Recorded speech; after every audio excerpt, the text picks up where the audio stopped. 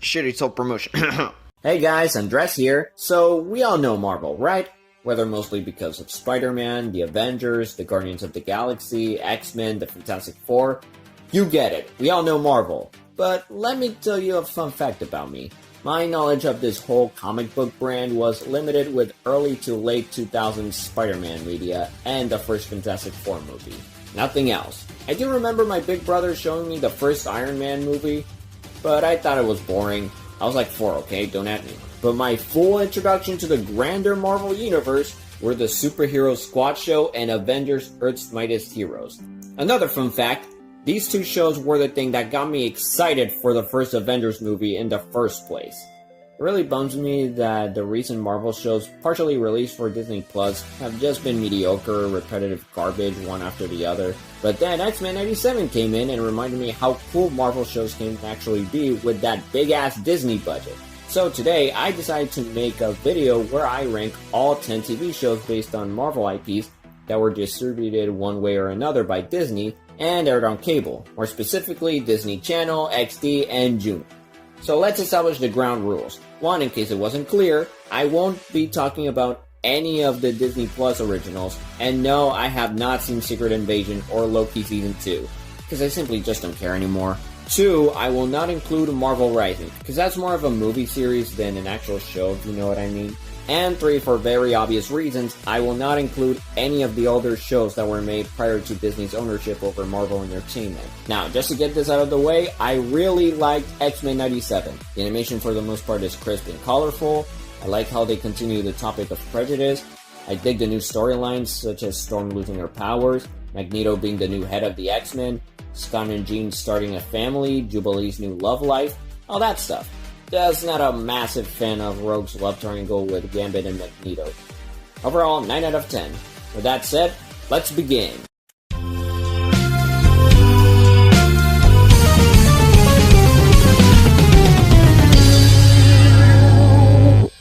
Guys, anyone who knows me should know the Guardians of the Galaxy movies are my favorite MCU trilogy.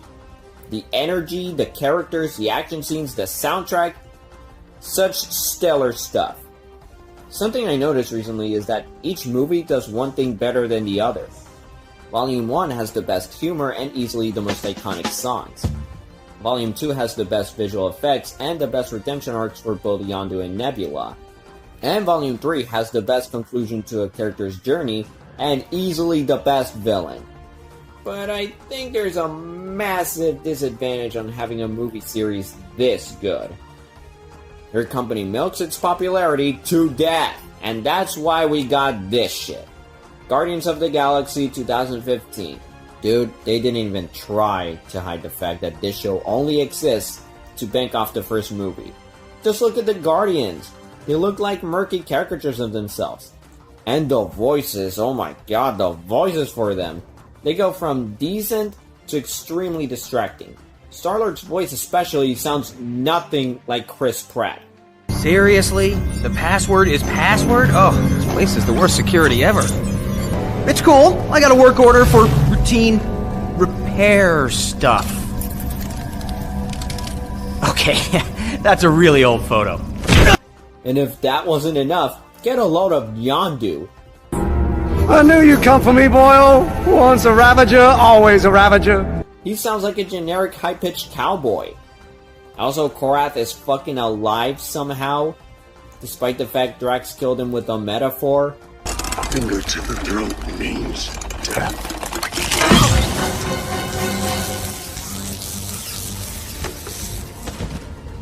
Metaphor. Sorta. Oh yeah, did I mention this show, just like Avengers Assemble, also tries to be a semi-sequel series thing to the movies? Yeah, like that was ever gonna work. Even besides all that, why is the animation so damn ugly? This is Disney. Why is it so cheap looking? Look, if you want to watch this show for yourself, be my guest. But I'd simply advise any Guardians fan to just skip it and move on. Speaking of which... Cause bedtime is the right time to fight crime! I can't think of a rhyme! I know this is mainly for kindergartners, but I don't care. Disney apparently wanted to make another PJ Masks, You know, a group of toddlers formed by 2 boys and a girl. They fight goofy bad guys, they have an entire lab, you know, the usual. But was the other thing just not enough for them? Really? And of course, without beating the bush any further, they decided to turn this into a Spider-Man show. Why? Did they seriously forget Spider-Man was already beloved by kids around the world? My little brothers and cousins had birthdays themed after this franchise. Anyway, the show itself is pretty damn stupid. Why is Peter's house red, blue, and web themed? And how the hell has May never noticed there's a giant Spider-Man lab in her backyard? The second episode has T'Challa show off a piece of the fucking vibranium like it's some cool toy? Why? If it's for a formal presentation, then why didn't he bring anyone to watch his back? Shuri, Nakia, Wakabi, the Dormilaje, Okoye? No one? And for the love of God, why is Miles named Spin? Now, in terms of the animation, it's just okay. Sometimes it looks kind of good, other times it looks kind of bland. Overall, it's just another boring show for your 3-year-old to watch. Moving on. Well, this sucks. Spider-Man Horizon High. Why do I call it that? Because that's all this show is about. Almost every character's role is reliant on it. Every villain almost always has a thing or two in relation to it. They either come from it, or want something like, I don't know, money or revenge from it. It gets annoying pretty fast. Peter is a super genius as expected. Miles is a super genius as sometimes. Gwen is a super genius, like, sometimes as well. So as Harry, Anya, the Rhino, Electro, Sandman's daughter, we're all super geniuses! Is there anyone else in this damn show that isn't a super genius? Meow! Why is the responsibility motto a chemistry formula? Why? This show also does that thing where it rushes from one plotline to another.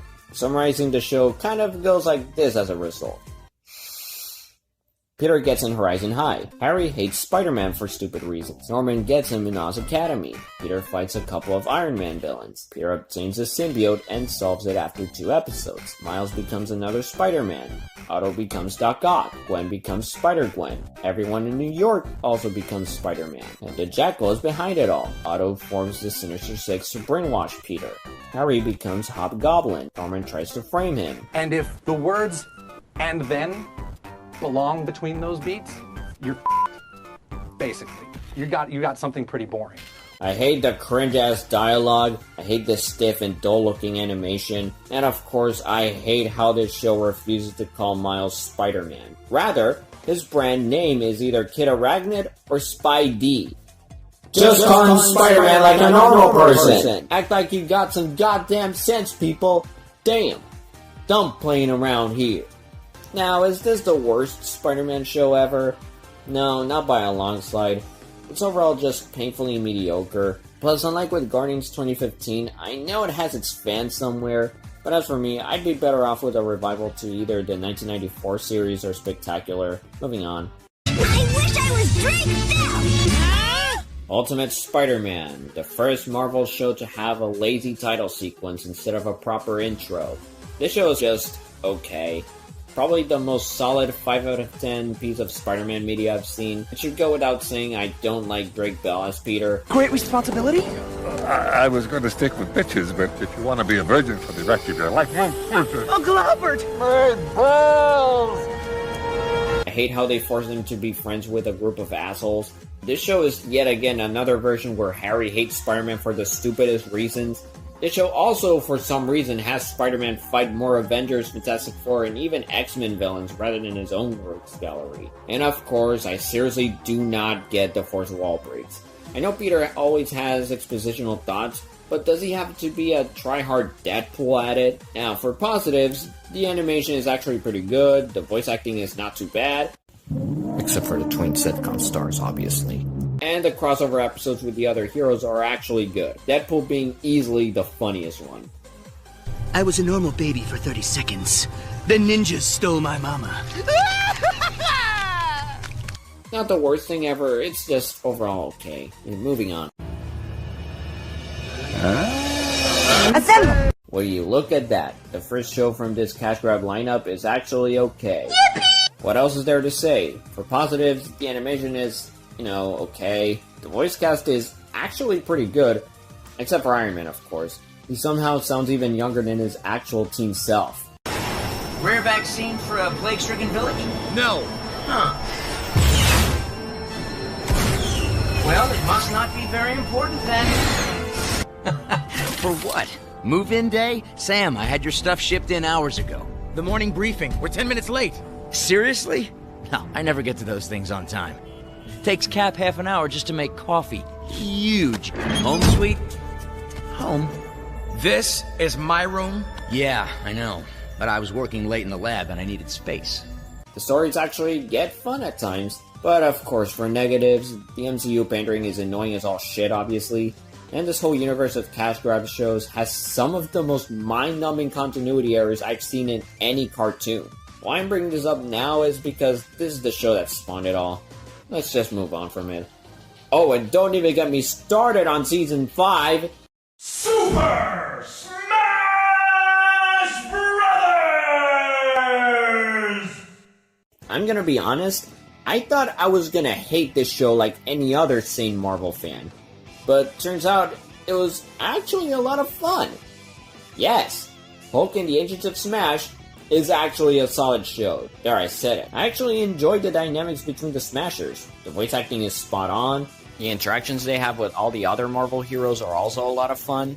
And I'm glad each Smasher has their own personality and ability instead of lazily making them all just Hulk, but split into 5.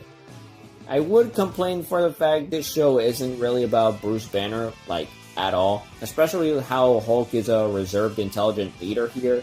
But at least they actually do maintain Hulk's double mentality between smart and collective and dangerously short-tempered.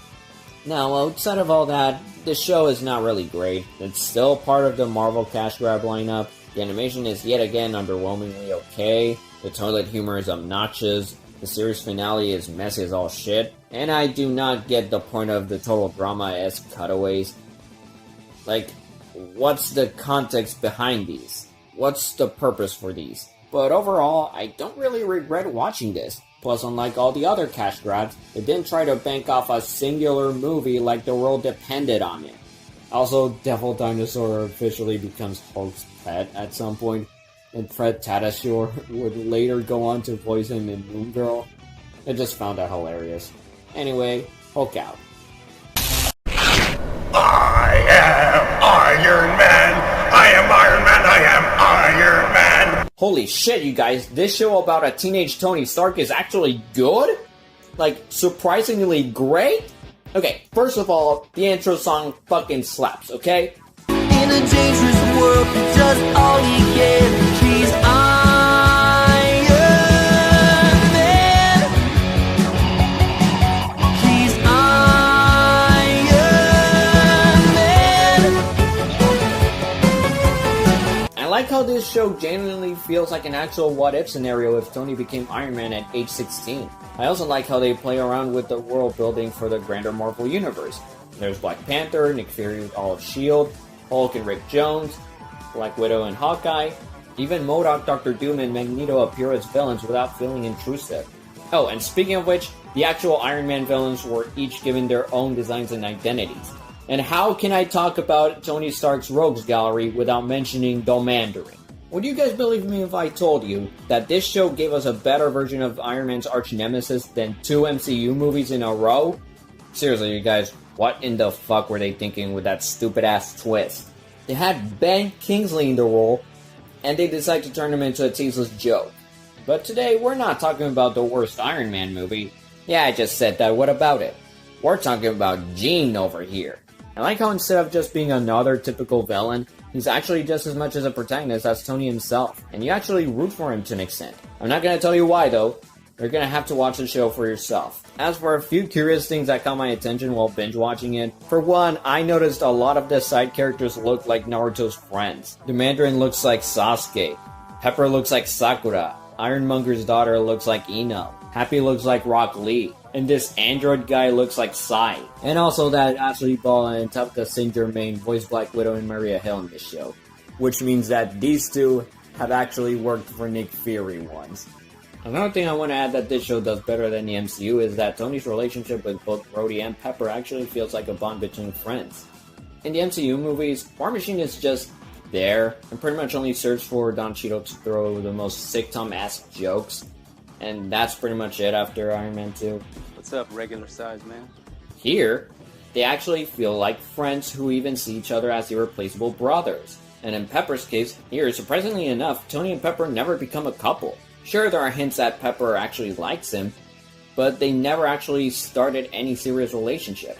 It's a nice way to properly set them up for when they eventually became a couple. Now, of course, this show isn't without its faults. The animation, while impressive for the time, really shows its age in some corners. It does bug me a little that Tony is the only one of the original Avengers who barely became an adult at the end. It's a small thing, but it's now kind of hard to ignore. And of course, the show got cancelled after only 2 seasons, even with loose ends here and there. Well, golly gee, that was sure the norm back in the day for Marvel, huh? But overall, it's a great show. And I really hope one day we get another Iron Man show that actually commits to being a respectful adaptation that helps innovate the franchise. Whether it be about a teenage Tony Stark again, or this time with the traditional full-grown Robert Downey Jr. Iron Man. In any case, moving on. Response, why don't you ask me later? What? What? Alright everybody, put your hands in the air, and say it with me now. Alright, Swatties, time to hero up! The bad guys are out, all you have to do is shout now. Who's gonna hero up? Well, they may not get along, but they're always fighting strong now. Who's gonna hero up? Who'll save the day? The superhero squad. They'll hero up again. Superhero squad, hero up!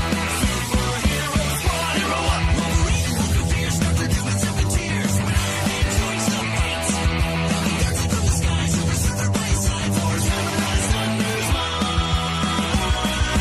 Who'll save the day? The superhero squad. They'll hero up again. Superhero squad, hero up! Superhero squad, hero up! Superhero squad, hero up! Superhero squad. I hate those Swatties. Holy shit, I love the Superhero Squad show. It's funny, energetic, and it has a whole cast of fun and likable characters. Quite honestly, this show is what others like Teen Titans Go, Sonic Boom, and especially Velma should have been like.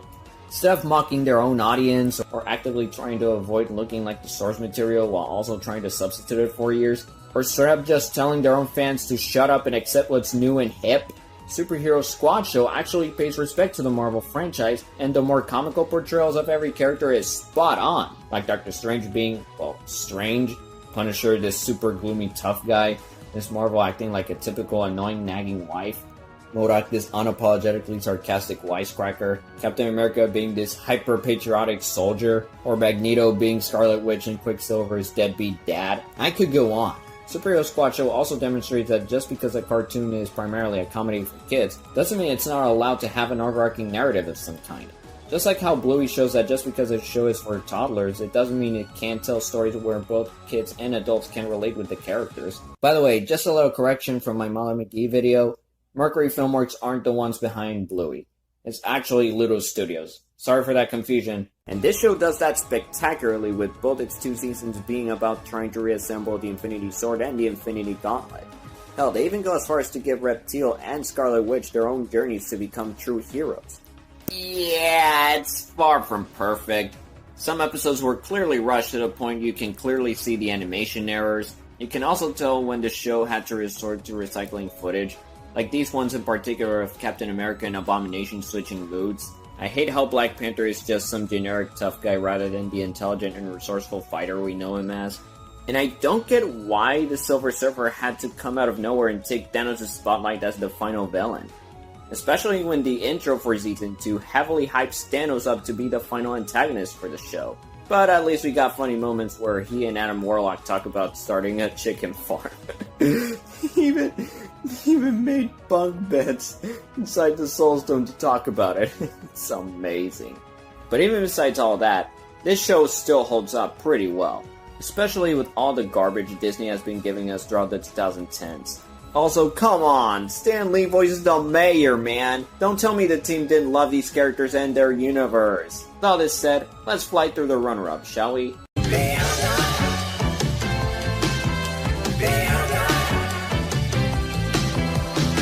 God, I love Moon Girl and Devil Dinosaur. I adore Lunella, her Moon Girl magic, Casey, Devil, the whole Lafayette family, Lou's friends. I could go on and on. Every character in this show is full of color and personality. All the villains have unique designs and backgrounds. The animation and soundtrack are spectacular. It has some of the best humor I've seen in a kid's show from recent memory. Lunella's Lab! And of course, it has The Beyonder. I'm from way, way beyond time and space. It's my job to study planets and their meaning. Then one day I was tasked, trust I did not ask, to come to Earth and learn about human beings. Yes, he's part of the archetype of an all-powerful being who wants to do whatever the hell they want, so the heroes have to stop them somehow. But what makes him distinctive from the others is that he's not really a villain, he's just a chaotic frenemy to Lunella who loves to casually put her through the ultimate test. But at the start of Season 2, the Beyonder actually gets his own character arc where he has to learn to survive without his powers. And even a later episode has him trying to be Lunella's friend by becoming her own personal wish-granting genie. But due to circumstances, it doesn't go too well, so he leaves for the rest of the show. Dude, I can't believe they got me to sympathize with a childish, godlike being for the second time in a Disney show. I just hope in later seasons they don't ruin his character arc by regressing him more and more into an insensitive asshole who only serves to make conflicts worse and nothing else. While on the subject, I'm honestly baffled Season 2 is so far unapologetically awesome. After Molly McGee Season 2, I was left worried that the Moon Girl team might somehow royally screw things up as well. But they didn't. These mad lads actually managed to make this thing feel like an actual chapter for Lunella's story. And it's not just her, everyone gets their time to shine. Lou's parents, Mimi, Pops, Devil, Casey, Kid Creed, even this dog voiced by David Tennant for some reason. It's just wonderful. And can I talk more about the animation and how good it is? Because look at this. It's so lively, expressive, and colorful. It really goes to show that Flying Bark Productions never mess around when it comes to their works. Quite honestly, if I ever pitch an animated show, I'd easily go to them first. Because they make art after art. If there was any bad thing I could say about this show is that some MCU references are honestly kind of cringe. I wish they showed exactly how Molecule Man managed to find Lunella. And of course, probably my biggest and most inexcusable issue of all, Lunella and Casey need to come out of the closet. Like, come on, the signs are right there, man. Now I'm starting to get angry. So I pull out my gun. Oh! I'm gonna give you count to 3 to open this closet door. 1, I'm gonna shoot you both. 2, I'm gonna cap some bitch free. But other than all that, this is probably the best Marvel cartoon we've had in years. And I, for one, can't wait to see what they come up with in future episodes. And please, for the love of God, Disney, stop using Disney Plus to put your own projects on life support.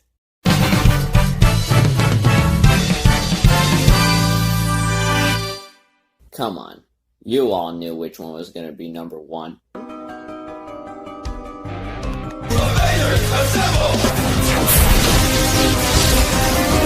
This is easily one of the best comic book adaptations I've seen in the form of a TV show. Every frame feels like a breathing comic book panel. Character designs all have that perfect balance between traditional and modern. The voice acting is masterful, except for Spider-Man since he was voiced by Greg Bell here too, despite already having Josh Keaton on board.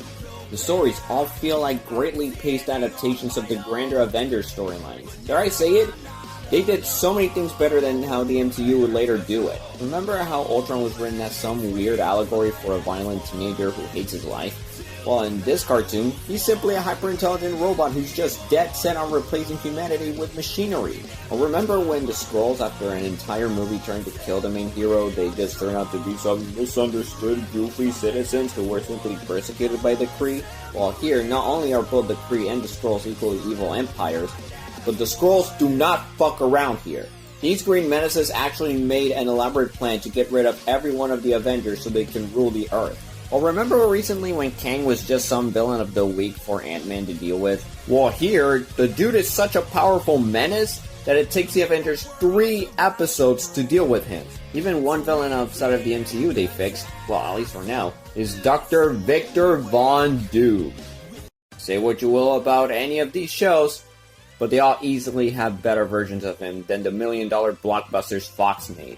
I mean, what the fuck were they trying to do with him in these 3? In the first movie, he's just some business tycoon who goes crazy with power. In the second movie, he gets exactly what he wants thanks to everyone's dumbassery. And don't get me started with Van Forstick. This guy owns an entire sovereign nation.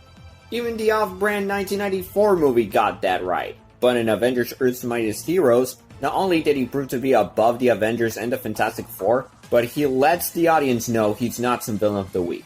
He's a spectator, lurking in the shadows, waiting for the heroes to solve whatever minor inconveniences plans might face. He even helps Iron Man figure out how to identify a Skrull. What a lad!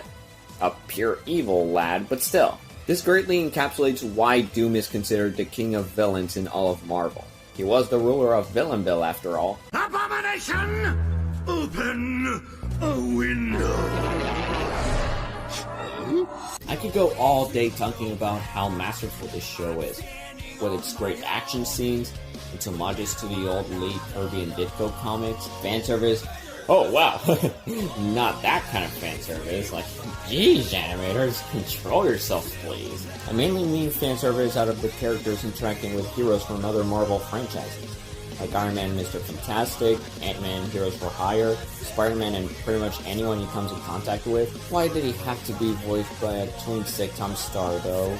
I could go all day, but of course this show isn't perfect. Some episodes really could have used more than just 1 or 2 episodes, like when they go to the Kree homeworld to face the Supreme Intelligence. I know the episode Michael Korvac aired back in 2012, but yeah, the Guardians definitely don't feel the same without Gamora, Drax, Nebula, and Mantis there, or even without James Gunn's direction for them. But the crossover is still cool nonetheless. Also, Maria Hill is kind of a moron. I could very much forgive her for plot reasons, but threatening to arrest the only superpowered heroes who can deal with threats such as, I don't know, the Masters of Evil, Hydra, AIM, and especially the Skrulls, doesn't sound like a bright idea now, does it? But despite all that, this is easily the best Marvel/Disney cartoon to this day. And it is an absolute travesty that this was another Marvel show that was cancelled after, yet again, 2 seasons. Why?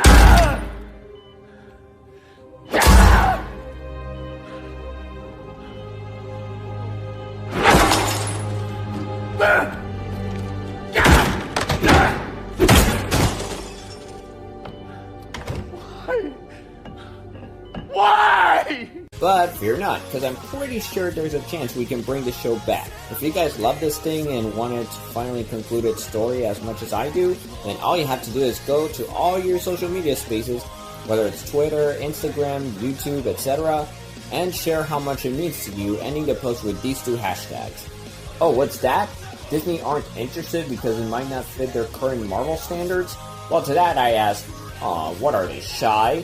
We just got a revival for the 90s X-Men cartoon. You can certainly get a revival of this masterpiece. I can't wait for you all to spread the word. But until we can get an official response from Disney, all I can say for now is... Avengers Assemble!